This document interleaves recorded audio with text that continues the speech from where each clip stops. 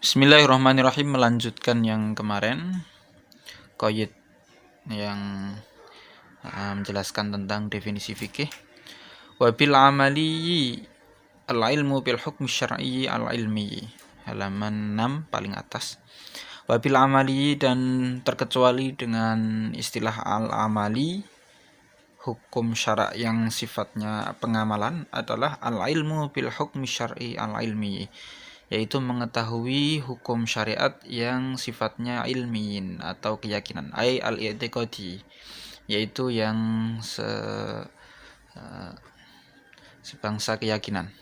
Kal ilmi fi usulil fikhi bi annal ijma'a hujjatun, seperti pengetahuan di dalam usul fikih bahwa ijma' itu adalah hujjah. Jadi mengetahui ijma' adalah hujjah, mengetahui hukum syariat dan meyakini bahwa ijma' itu adalah hujjah.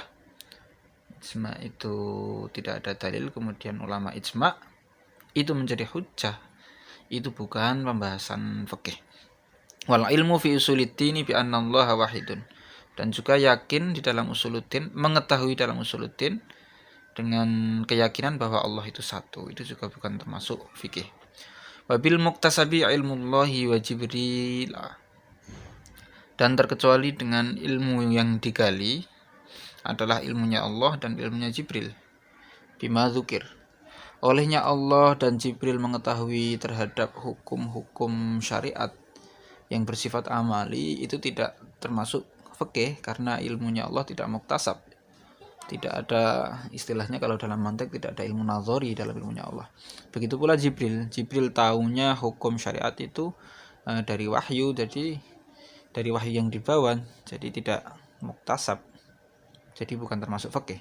Wa kadza ilmun nabiyyi bihi al-hasilu biwahyin, begitu pula tidak termasuk fikih terkecuali dari al-muktasab ini adalah ilmunya Nabi, pengetahuannya Nabi, atau olehnya Nabi mengetahui tentang hukum syariat yang dihasilkan dari wahyu.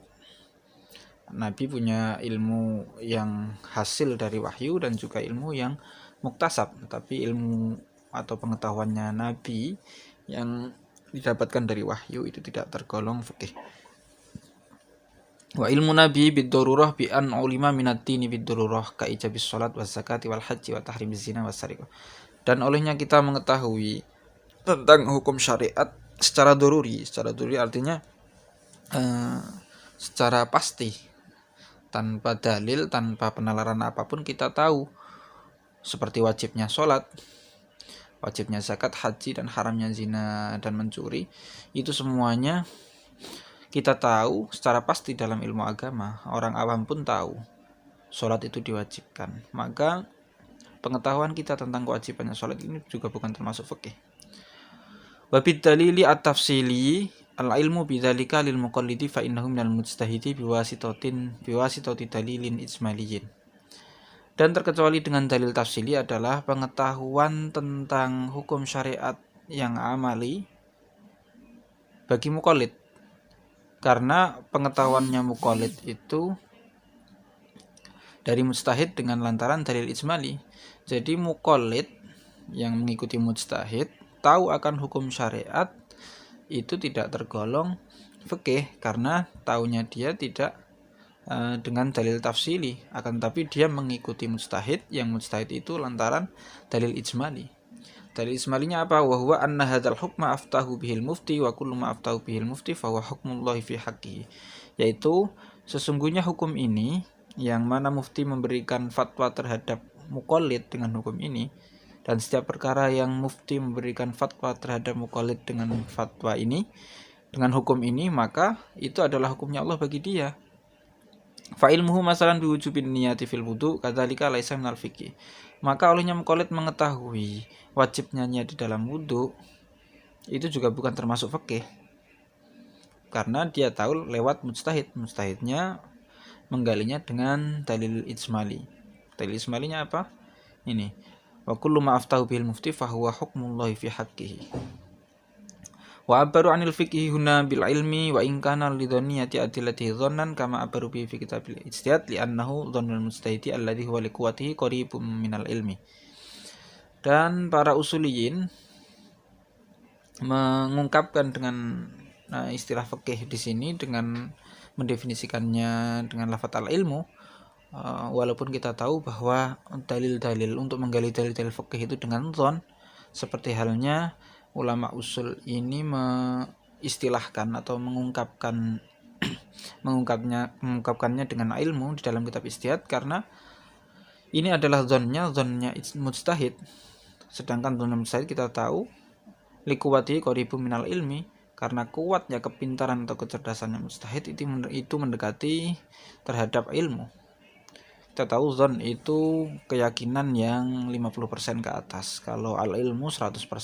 Jadi karena ini zonnya mujtahid yang orangnya cerdas, maka zonnya mujtahid ini mendekati kepada ilmu.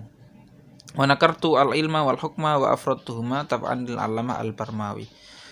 Dan saya Imam Zakaria Al-Ansari menakirahkan ilmu dan hukum dan memufradkannya juga itu mengikuti Imam Al-Barmawi. Jadi definisi fikih itu kan ilmun bi hukmin, itu tidak ma'rifatkan, juga tidak ditasniyahkan, jadi dimufradkan atau tidak dijamakkan. Intinya al-ilmu dan al-hukmu di dalam definisi fikih ini dinakirahkan dan dimufradkan juga, ini mengikuti Imam Barmawi. Lianna tahdida inama huwa lil mahiyah min ghairi itibari kamiyati afrodiyah.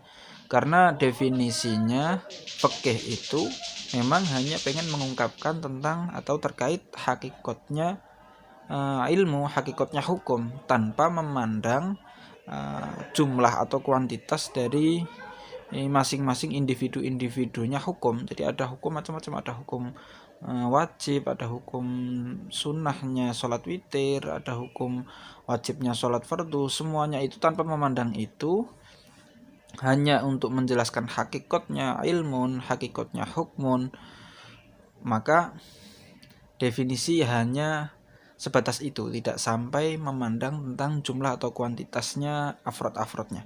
Wali anna fi ta'biri bi hukmin la bil ahkam alladhi abara bil aslu ka ghairihi salamatan min wurudi annal ilma bi jami'il ahkam yunafi qawla kullin min akabiril fuqaha fi masaila su'ilu anha la adri.